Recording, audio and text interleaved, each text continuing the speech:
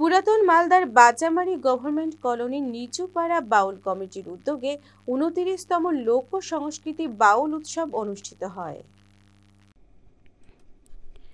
বাউল উৎসবটি গত বুধবার শুরু হয়, শুক্রবার রাতে সমাপ্ত হয়।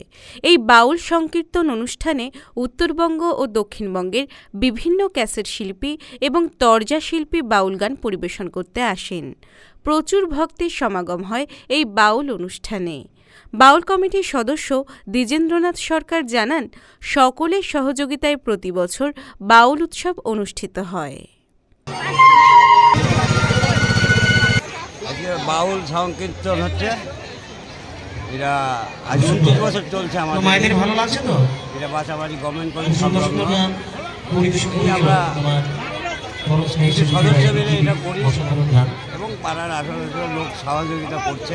কেমন লোক সমাগম হয়েছে? লোকে প্রচুর লোক সমাগম, প্যান্ডেলে জায়গা দিতে পারছি না। কয়দিনের প্রোগ্রাম ছিল? ৩ দিনের প্রোগ্রাম। আজকে শেষ দিন? আজকে শেষ দিন, কালকে নরনারায়ণ সেবা হবে।